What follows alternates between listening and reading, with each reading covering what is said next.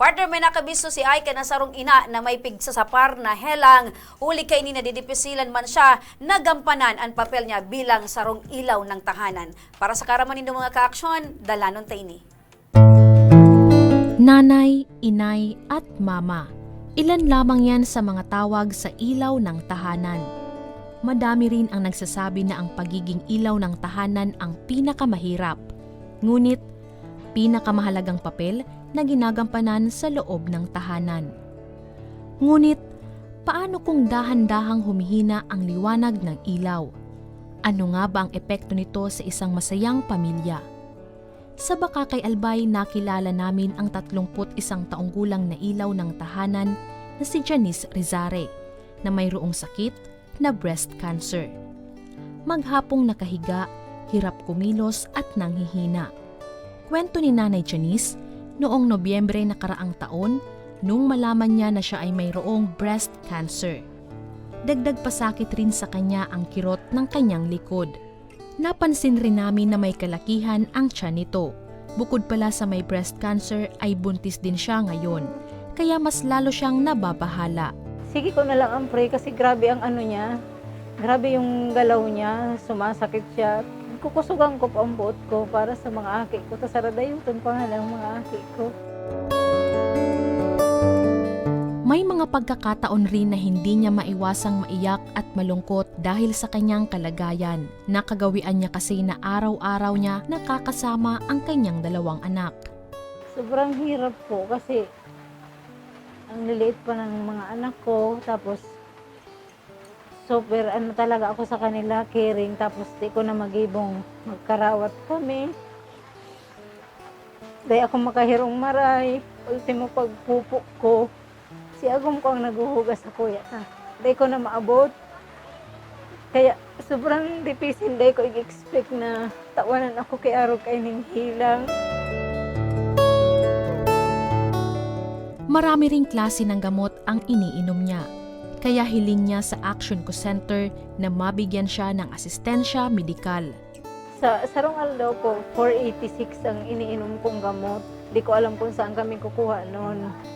Tapos, garong gusto ko nang bumigay kasi ang kabukang dibdib ko dahil sa sobrang gamot. Kaya po, sobrang kaya naghahagad na talaga kami kay Tabang. Maski niya ako sa pangbulong-bulong lang talaga sa mapaghalon. Kahit labis ang takot na kanyang nararamdaman ay lumalakas ang kanyang loob dahil sa kanyang asawa. Dagdag inspirasyon din ang kanyang 2 anak at ang sanggol sa kanyang sinapupunan. Maliban sa gamot, sandata din ni Janice ang pananalig sa Poong May Kapal sa paglaban sa kanyang sakit. Ayan, partner, ang makamurundog partner kasi dating ginigibukan sa rong ina sa iyang mga aki, dahil niya magibo, dahil sa iyang kamatean, yan, bados pa palan si Mrs. Ang mga istorya ni Ay Kapiri, kadaklan mga makaiibi.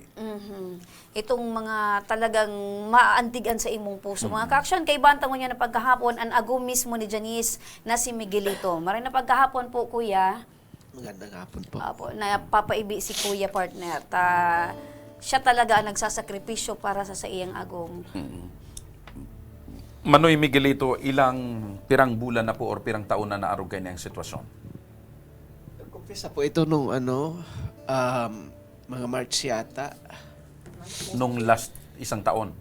Ay hindi, itong hirap na niya ngayon, bali, itong lang, pagpasok ng December. December. Pero ang simula ng kanyang sakit, nung March. nagpaturok siya ng injectable sa center para di siya magbuntis. Kaya di po namin in-expect na magbubuntis siya. So, ibig sabihin, pinatudok sa Ang iya, purpose ng kanyang pagpaturok ng injectable para day mabados. oo yung ginagamit na oo. Ngayon, sa halip na hindi mabuntis, nabuntis. Oo, ang nangyari po sa kanya, pagkaturok sa kanya, after 3 days, nagkaroon po siya ng mga malalaking tawag dito, allergy. Rashes. Oo, buong katawan po siya. Pakilapit lang ho yung microphone. Buong katawan po niya, nagkaroon ng rashes, malalaki po, mga platito siguro ang laki. Tapos ang ulo niya nagkaroon ng mga bukol-bukol. So, sinabi naman namin sa center, pero Di man nila inano na Ang yun cause dahil cause, doon, Opo. oo. Binibigyan siya ng gamot. So, siguro mga ilang mga inabot ng isang buwan bago nawala yon. Tapos doon niya na malayan, mayroon na siyang bukol. Maliit pa lang. Sa... Oho. Kaya nung nagkaroon na siya ng bukol, nararamdaman niya ang pamamanhid ng mga kamay niya. Tapos para daw mga maiinit ito. Nag-iinit siya. Ilan ho ang anak ninyo?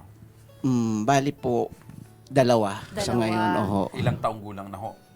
6 years old yung panganay. Dalawa yung 2 years old yung Ano pangalawa. ho yung kabuhayan ninyong mag-asawa bago magkasakit or itong panahon na meron ng sakit yung misis mo? Oho. Ako po ngayon ay kung ano lang po yung pwedeng trabaho, yun lang po ang inaano ko. Opo, extra. So may mga kumukuha Oho, sa'yo. kasi ako mananahi po ako sa pang-sports uniform. Dapat Mga jersey. mga pa-Maynila po sana ako kaso inabot po kami ng lockdown dito. Kaya Ikaw hindi ka Bicolano? hindi po, taga-Samar po ako. Yung asawa mo ang taga... Oho, taga Makakay. Malilipot, Albay taga po. Malilipot. Opo. Gaano kahirap, tatay, na ganun ang sitwasyon ng inyong asawa? Wala pa kayong permanenteng permanenteng hanap hanap buhay. Gaano po kahirap? Hindi ko ma-expect yun kasi di ko alam kung saan ako kukuha ng mga namin Sa araw-araw, di bali ang hirap, kaya po gawa ng paraan Pero yung dinadala niya, lalo pat ngayon na hindi na siya makakilos, lahat akin, pagtayo. Pero talaga ngayon, nung na-hospital siya, paglabas namin, di na po talaga siya nakaka. Dumarating ba, Manong Miguelito, sa punto na parang nagtatanong kayo sa Pung May Kapal? Siyempre po, kasi ako talagang sarado akong Katoliko. Ano ang naitatanong nyo sa ating Pung May Kapal? Sobrang tiwala ko po sa taas na parang napakalalim ng aking pananalig na umabot pa sa ganitong punto na kailangan subukin yung aking Pananampalataya Opo. at pananalig. Opo, napakahirap. Minsan, ayaw ko na lang sabihin sa dahilan, baka magkasala rin ako. Baka talagang nagkukulang lang tayo o ako bilang tao, talagang napakahirap, napakahiwaga po nito kung pinapalakas ko na lang sa pananalig sa Kanya. Minsan, gusto ko nang tanggapin kung anong mangyayari, basta alam ko may plano siya para sa amin. Okay. May dalawa kayong anak, tapos inaasikaso mo si misis mo dahil hindi nga makagalaw.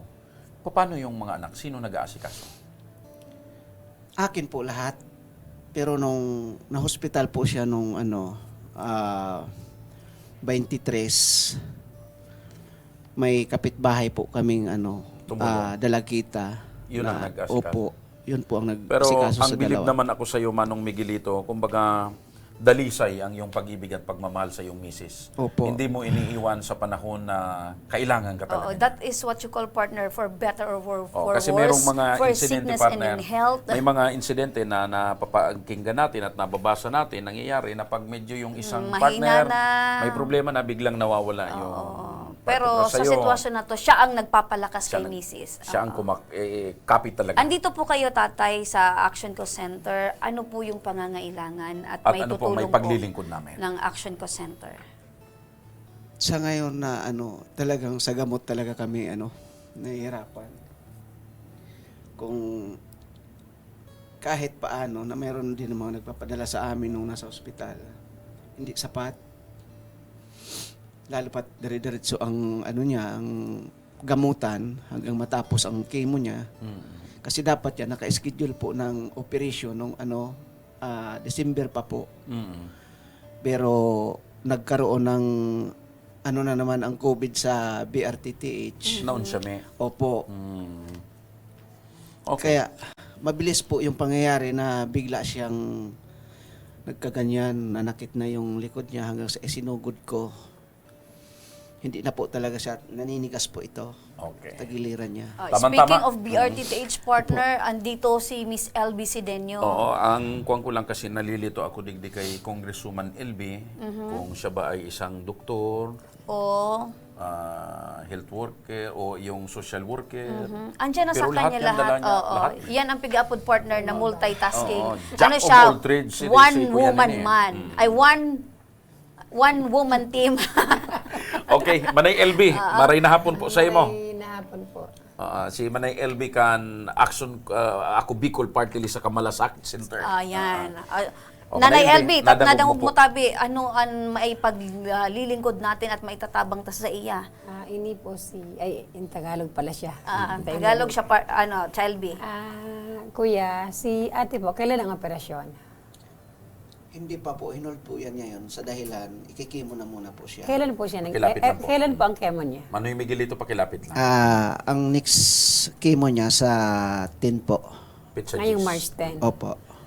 So, ngayon po, start ng pag-chemo niya. First time pa po lang yung mag-chemo. Pangalawa na po kasi nung na-confine siya, in-start na po yung pagkikimo niya. Okay. So, pagpunta niyo po ng BRT, nandun lang po kami sa Windows 7. Opo. Windows Malasakit 7. Center. Lahat po ng pwede namin sasagutin namin sa Malasakit Sa loob Center. ng BRT Opo. TH. Dali mo lang po ito sa akin, kuya. So, ini referral, ini Manay LB. Opo. As in, yaon digdi na kalaag kuya, nagabos na asistensya, laboratorio, as in, gabos na bulong na available sa BRTTH. Sagot na yan, sa muyang Pabicol kongresista, kan ako Bicol, as in, dumanin Malasakit sa Malasakit Center. Anapon mo lang tabi si Congresswoman Basta, LB yung Sidenio. lahat na may extend na tulong ng Ako Bicol at Malasakit Center. Wala sa loob ka ng nang BRT poproblemahon TH tabi, ay kuya. aalalayan ka ni Ayan. Manay LB. Siyempre, tada ikaw muna kapag hanap buhay mo niya na At pagkaagaw. meron pang kunting tulong naman, Ayan. food box, para pag uwi mo kahit papano madugtungan yung pang-araw-araw na pangangailangan.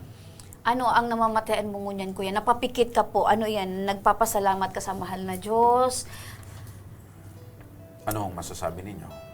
Malaking bagay po ito kasi.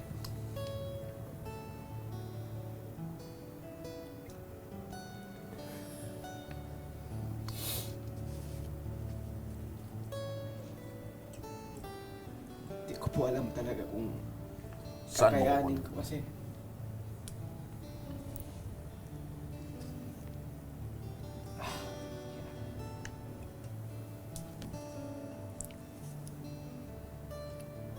Ito ay patunay, Manong Miguelito, na hindi sayang ang iyong pananampalataya sa Pung May Kapal.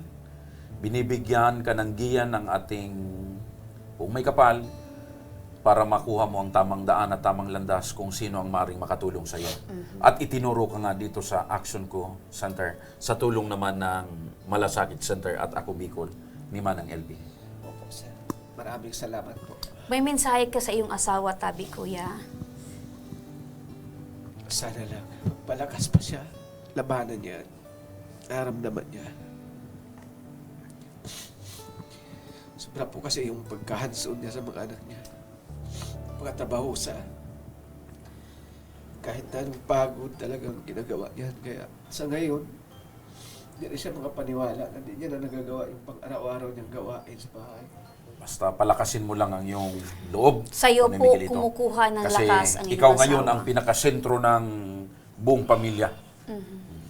Kumbaga, partner, yung pagiging haligi ng tahanan ay talagang Hangad namin, nasa sa Manong iyo po. Miguelito, na sana gumaling at makarecover ka agad ang iyong misis. Para Si na rin sa inyong Janice. mga anak.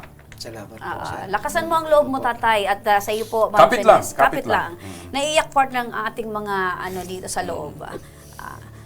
Oo, naiyak si... Si baby girl, ang sa tuyang floor director.